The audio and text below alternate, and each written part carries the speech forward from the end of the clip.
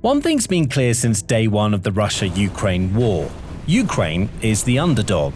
It can't match Russia's massive manpower advantage, nor can it compete with the Kremlin's almost endless stockpiles of tanks, armored vehicles, and other equipment. Ukraine can, however, match and even surpass Russia when it comes to strategy. And that's exactly what has kept Kyiv in this fight for so long. Ukraine's military masterminds and tactical commanders have consistently found ways to outthink their often stubborn and wasteful opponents. And one of the most effective strategies, the bait and bleed, is used on a daily basis, up and down the extensive front lines, to create death traps for Russian assault squads. So today, we'll take a closer look at how it works. But before we get to the details, we first have to understand the context. In a conventional invasion situation, you have an aggressor, the invader, and a defender, the country getting invaded. The defender will often set up fortified locations along the edge of their territory, which the aggressor will seek to break down. This forms the famous front lines of the conflict, with one side digging in and defending its land to the last man, while the other bombards and assaults its opponent in an attempt to penetrate the defensive lines and capture land, bit by bit. From there, it's simply a question of which side can do the better job at either holding the line or breaking through it. This is how war has worked for generations, and it's why frontline movements and territorial gains and losses have always been such clear and helpful indicators of how a war is progressing and which side is winning or losing. But Ukraine's tacticians quickly realized that this conventional, predictable approach wouldn't work for them. Why? Because they're facing a much larger and stronger force than their own. If they followed the classic playbook of trying to dig in and defend every last little inch of ground, they might be able to delay Russia's advances, but the eventual outcome would always be the same.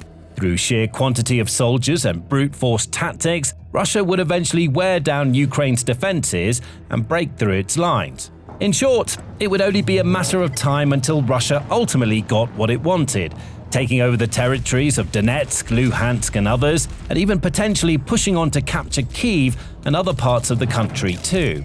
For Ukraine, that's not an option. So, its commanders had to figure out a way to guard their ground and fend off Russian assaults without simply sacrificing soldiers needlessly in the process.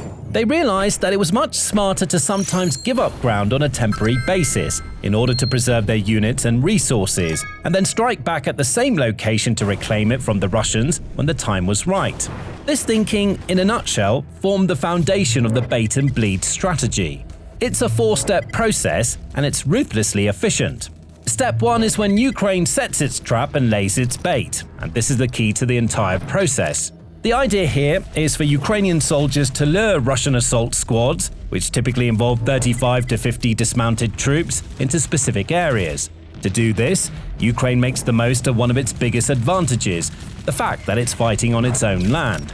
Using their knowledge of the local landscape and terrain, Ukrainian units identify the perfect places to set their traps.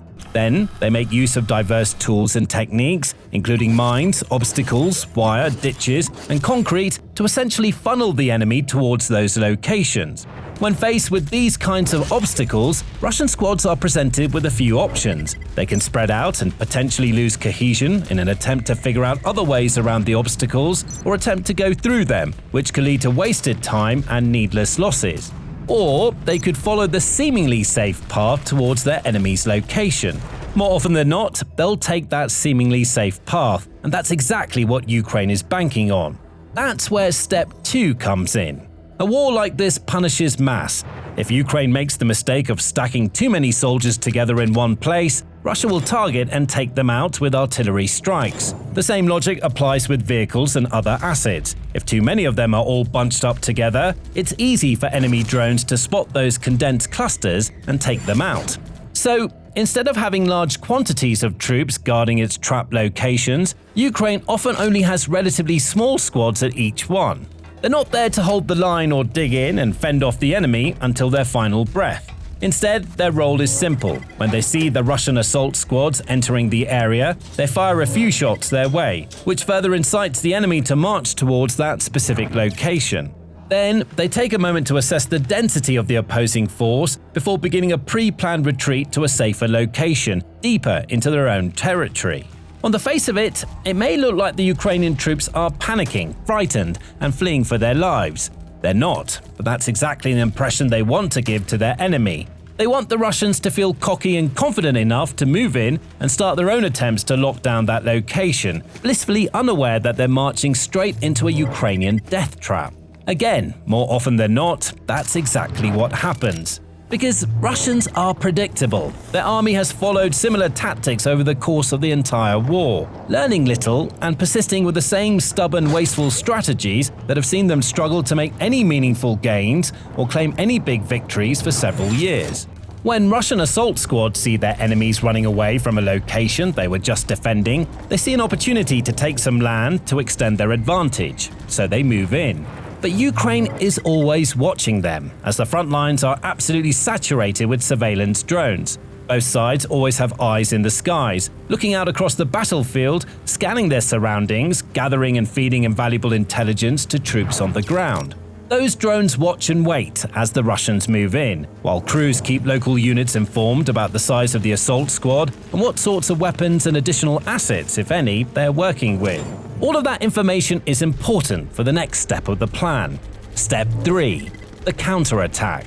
Once the Russians have moved in and are busy celebrating what appears to be an important victory, Ukraine seizes the opportunity to spring its trap and strike back. All of a sudden, they rain down fire on the Russian assault team, hitting them with everything they've got. That includes mortars and tube artillery to strike quickly and efficiently at the Russian units, before they even have time to figure out what's happening to them. Strike drones and loiter munitions may also be used to mop up any stragglers and take out any vehicles the assault squads might try to use to escape. Their position, which had seemed so safe and secure mere moments ago, suddenly becomes the most dangerous place on the map.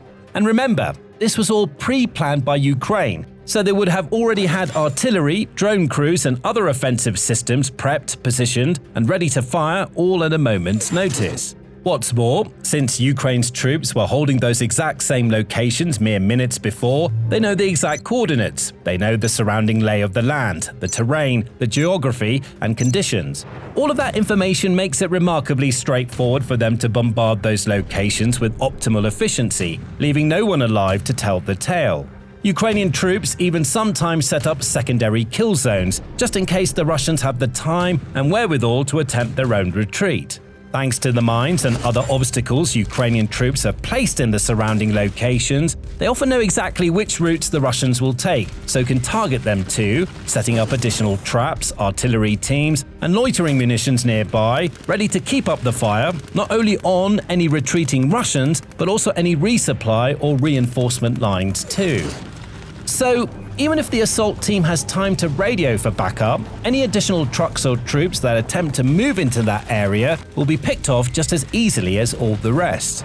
Again, drones are vital here. They provide the constant surveillance and stream of intelligence Ukraine needs to plan and execute these attacks. Thanks to their eyes in the sky, Ukrainian teams are always aware of what the enemy is doing, and that allows them to also always be one step ahead of them. And once the Russian units have been wiped out, Ukraine finishes its bait and bleed strategy with the fourth and final step, reclaiming its territory. With the threat eliminated, the same troops that retreated from the trap location mere moments ago are free to move right back in, resuming their surveillance and getting ready to repeat the same process all over again, just as soon as the next Russian assault arrives. And here's the part most observers miss. But before we dig any deeper into why this strategy works so well, if this is the kind of insight you want more of, make sure you're subscribed to the Military Show. We break it down like this every week. Now, back to the trap. This strategy is in many ways representative of the vast difference in tactical thinking between the two sides. On the one hand, there's Russia, which has a vastly larger army and has been consistently able to recruit more and more soldiers to replace those that it's lost in Ukraine. Thanks to that fact, the Kremlin's commanders have persisted with highly wasteful tactics throughout the war so far. Time and time again, they've proven that they're happy to throw men into the meat grinder, making the same mistakes while hoping that brute force will eventually be enough to achieve their aims. They don't get sentimental about soldiers' deaths and injuries. All they care about are territorial gains, because that to them is proof that they're winning the war. As such, they're perfectly content to sacrifice squads for a few square feet of enemy territory, which is why we see so many of these small assault groups targeting Ukrainian locations all along the vast front lines day in and day out. Ukraine operates with a completely different mindset, one that's much more about preservation and smart tactical decisions designed to keep people alive, minimize losses, and catch its enemy off guard. Knowing that it has a much smaller army, Ukraine can't afford to just throw lives away. Its commanders don't want to treat their troops like disposable pieces of meat either. Unlike Russia, they're not obsessed with measuring frontline losses and gains or stressing about tiny slivers of insignificant land. They care much more about keeping their own casualties to a minimum while maximizing the enemy's losses. That's why tactics like bait and bleed are so effective. Everything about this strategy is designed to protect Ukrainian soldiers. For example, when Ukraine launches its counterattacks on Russian assault teams, they don't rely on men on the ground, armed with rifles and told to storm the enemy's position. Instead, they use the likes of artillery shells, drone strikes, and loitering munitions, all weapons that can deal extensive, deadly damage without putting troops' lives at risk. When the Ukrainians' teams retreat too, they instinctively disperse and take up various strategic positions in the surrounding landscape. That way, even if Russia launches its own follow-up attacks, it will find it difficult to take out the entire Ukrainian team with more wasted shells, shots, and resources. Ukrainian commanders also use their home turf advantage to maximum effect, making the most of the local terrain to place their people in the most strategic, defensive locations where they have the lowest risk of being flanked and eliminated. They also rely on persistent drone coverage to scan the battlefield and gather data to inform every decision they make. Everything is smart, strategic, planned, and timed to perfection, backed by cold hard data and designed to shift the odds in Ukraine's favor as deeply and heavily as possible. In short, the entire bait and bleed strategy is about flipping the script, cancelling out Russia's manpower advantage and preserving Ukraine's defensive lines without needless sacrifice. Of course, it's not a perfect plan, it does have its risks. For example, if Ukraine waits too long to pull the trigger on its traps, Russia can move its own drone crews and artillery units into key locations to support the assault teams as they take over Ukrainian territory. If that happens, Ukraine's own drone coverage may be reduced, and with their eyes in the skies blinded, they won't have the intel they need to orchestrate their attacks. That's why a plan like this demands flawless execution and efficiency. Ukraine cannot afford to dawdle or dally. Every part of the plan, from the tactical retreat to the counterattack, must be swift and without delay. As long as its teams are able to get into position and strike back at the right times, they won't even give the Russians a chance to get their drone crews in position. That allows them to maintain control of their trap locations and the surrounding kill zones in order to reuse them in the future. The end result of this strategy is what we've seen over and over again throughout the war so far. Every now and then, Russian forces seem to break through the Ukrainian defensive lines. It might look as though they've gained control of an important patch of land or established a foothold for further attacks deeper into their enemy's territory. The Russian side celebrates, with nationalist military bloggers talking about how a complete crushing victory just moved one step closer, while Russia's president, Vladimir Putin, receives biased reports from his lackey commanders about important gains in key regions. Then, days or even hours later, reports emerge that Ukraine has managed to reclaim its lost positions, pushing back and regaining territories that seem to be in loss for good. We've seen this in Donetsk, in Luhansk, in Sumy, Kharkiv, and elsewhere. Over and over, Moscow seems to have gained some sort of upper hand before Kyiv quickly restores the status quo. The big difference, however, is that Russia is the one losing way more people and resources than Ukraine in each of these exchanges. And it's not even getting any benefit out of the equation, since so much of the land it gains just gets taken back soon after. Over time, there's no doubt that this is having a horrific impact on the Russian war machine. First, it's chewing through troops in extraordinary numbers. Every time a Russian assault squad gets routed, that's dozens of soldiers killed or wounded, many of whom will not be able to fight again.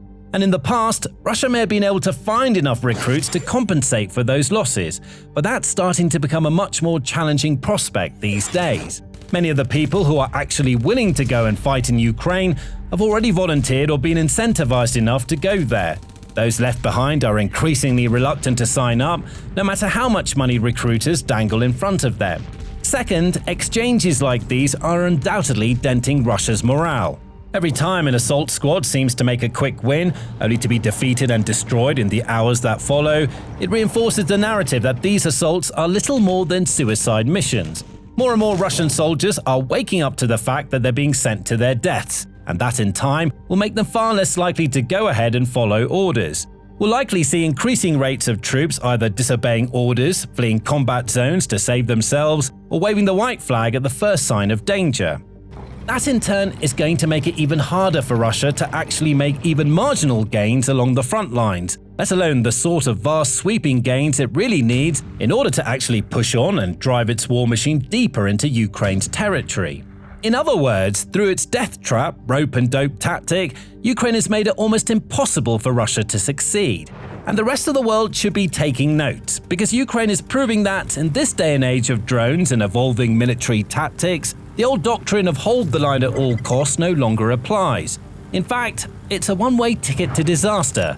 Instead, at a time when drones provide persistent surveillance and a constant stream of intelligence, frontline troops have to be more mobile, more tactical, more willing to temporarily give up ground in order to more effectively strike back at their opponents and reclaim it from them. This isn't a question of cowardly retreat or panic, it's about intelligent economic strategy.